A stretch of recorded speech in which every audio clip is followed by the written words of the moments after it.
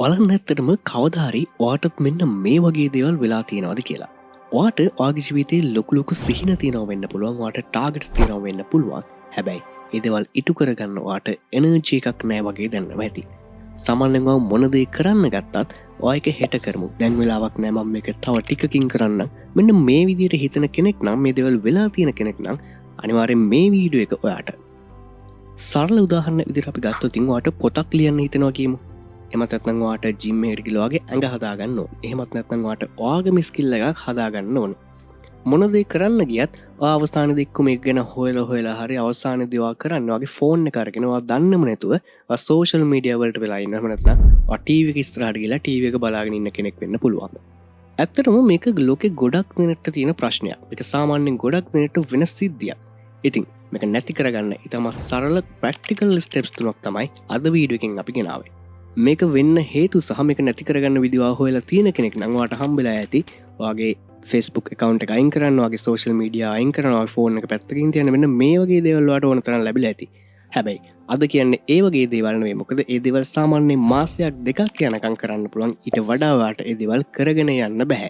එහෙනම් මේ ස්ටෙප්ස් තුනම බලන්න වීඩියෝ එක අවසාන තත්පරය වෙනකම් රැඳිලා ඉන්න. ඒ වගේම මේ දේවල් දැනගන්න Mind Cortex අපිව subscribe කරන්නත් අමතක කරන්න එපා. ඇත්තටම අපි මුලින්ම හොයමු ඇයි මේක මෙහෙම වෙන්නේ කියලා. මේක මෙහෙම වෙන්නේ ඔයා කම්මැලි නිසාද? නෑ. ඒක නෙවෙයි ඇත්තම හේතුව.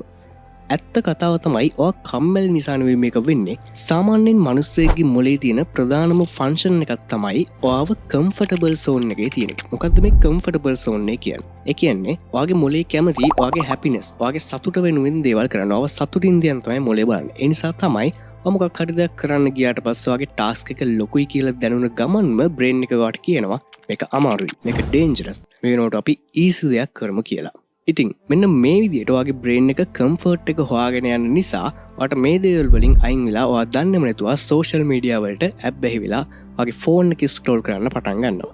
ගොඩක් වෙලාවට ඔයා හිර වෙන්නේ ඔයාගේ ගෝල් එක, එහෙම නැත්නම් ඔයාගේ ටාස්ක් එක ඔයාට බෑ වගේ දැනෙන නිසා. උදාහරණයක් විදිහට අපි ගත්තොත් ඔයාට සල්ලි ඉතුරු කරන්න ඕනේ කියලා හිතමු. ඔයාට සල්ලි ඉතුරු කරන්න ඕනේ කියලා හිතුන ගමන්ම ඔයාට හිතෙනවා මම මෙන්න මේ දේවල් නවත්තන්න ඕනේ, මම මෙන්න මේ දේවල් පාවිච්චි කරන එක නවත්තන්න ඕනේ. මෙහෙම හිතුන ගමන්ම ඔයාගේ බ්‍රේන් එක එතනදිම ගිව් අප් වෙනවා. එහෙමත් නැත්නම් ඔයාට සෞඛ්‍ය සම්පන්න කෙනෙක් වෙන්න ඕනේ. ඔයාට දිනපතා දුවන්න ඕනේ. මේක හිතුන ගමන්ම ඔයාගේ බ්‍රේන් එක එතනම එනර්ජි එක 0 level එකට එනවා. මොකද ඔයා එක කෙයා නොකරන නිසා නෙවෙයි, ඒ ගෝල් එක ටිකක් ලොකු නිසා.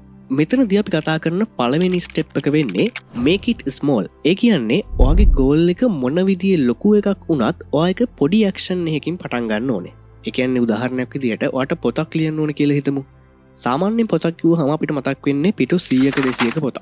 මෙන්න මේ විදිහට පිටු 100ක 200ක පොතක් මතක් වුණාට පස්සේ අර මං ඉස්සෙල්ලා කිව්ව විදිහට ඔයාගේ බ්‍රේන් එක මේක ලොකු ගෝල් එකක්, මේක බිග් ටාස්ක් එකක් කියලා හිතලා ඔයාගේ එනර්ජි එක එතනදීම 0 level එකට එනවා.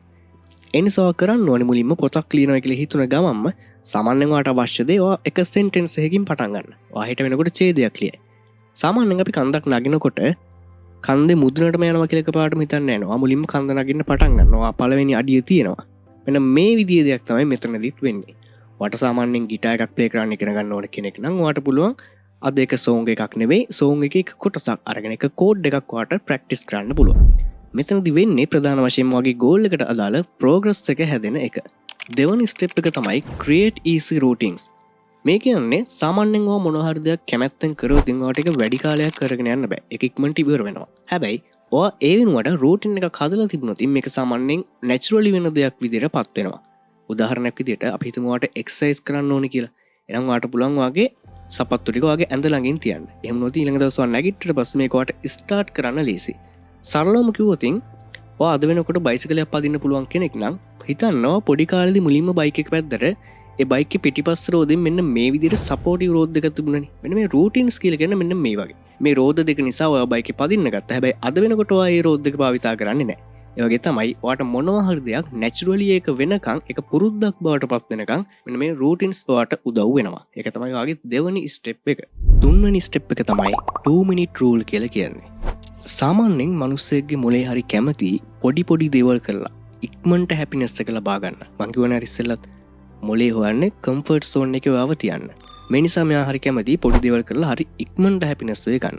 මෙතනදී අපි කරන්නේ මෙන්න මේ වගේ දෙයක්. ඔයාගේ ටාගට් එක වගේ ගෝල් එක මොන විදිය ලොකු දෙයක් වුණත් ඔයා මොලේට කියනවා මොලේට පණිවිඩයක් දෙනවා ඔයා මේක කරන්නේ මිනිත්තු 2ක් විතරයි කියලා. සරලවම කිව්වොතින් ඔයාගේ ගෝල් එක ලොකු එකක් කියලා පැය ගානක වැඩක් මේක දවස් ගානක වැඩක් කියලා හිතුනොත් තමයි ඔයා හිතන්නේ මම මේක හෙට කරන්න දැන් කරන්න වෙලාවක් නෑ. මෙන්න මේ විදිහට හිතලා ඔයා ඒක ඔයාගේ එනර්ජි ලෙවල් එක 0 වෙන්නේ මෙන්න මෙහෙම වුණොත්. උදාහරණයක් විදිහට අපි හිතමු ඔයාට පාඩම් කරන්න ඕනේ. ඔයා මුලින්ම විනාඩි 2ක් අරගෙන පාඩම් කරනවා. ඔයාගේ පොත කියවන්න ගන්න විනාඩි 2ක් අරගෙන ඔයාට පුළුවන් ඊට පස්සේ එතනින් එහාට එක දිගට මේක කරගෙන යන්න. මොකද විනාඩි 2ක් මේක කරනවා කිව්ව ගමන් මොලේ මේක ඇක්සෙප්ට් කරනවා. එතකොට එයා හිතනවා හා මේක හරි ලේසි වැඩක් ඉක්මනට මේක කරලා ඉවර කරන්න පුළුවන් කියලා. එයා ඒක පටන් ගන්නවා. මොකද පළවෙනි පටන් ගැනීම තමයි ඔයාට වැදගත් වෙන්නේ. එතනින් එහා ඔයාගේ ෆෝකස් එක ඔයාට තියාගන්න ලේසි. සාමාන්‍යයෙන් මේක නිකන් හරියට ඔයා ලොකු කන්දකින් පහළට ගලක් තල්ලු කරනවා වගේ දෙයක්. ඔයාගේ පළවෙනි පුෂ් එක ගොඩක් අමාරුයි. හැබැයි එතනින් එහාට ඒක කරගෙන යන්න ලේසි. අනිත් කාරණාව තමයි මේ විනාඩි 2කින් පස්සේ ඔයාව සෙලිබ්‍රේට් කරන්න. ඔයාටම රිවර්ඩ්ස් දෙන්න. මොකද මේ සෙලිබ්‍රේට් කරනවා කියලා කියන්නේ?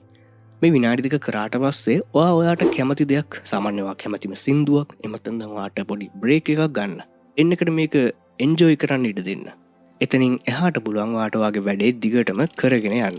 ඉතින් මං හිතනවා ඔයාගේ ගොඩක් ප්‍රශ්න වලට ඔයාට උත්තර ලැබෙන්නේ නැති. මෙන්න මේ ස්ටෙප්ස් තුන ඔයාට වැදගත් කියලා හිතුණා නම් මේ වගේ දේවල් දැනගන්න කැමති කෙනෙක් නම් ඔයාට පුළුවන් Mind Cortex අපිව subscribe කරලා තියාගන්න. එහෙනම් වීඩියෝ එක වටින කෙනෙක් නම් වීඩියෝ එකට like එකක් දාන්න. ඒ වගේම තව කෙනෙකුට බලන්නත් මේ වීඩියෝ එක share කරන්න අමතක කරන්න එපා. ඔයාලා හැමෝටම සුබම සුබ දවසක්.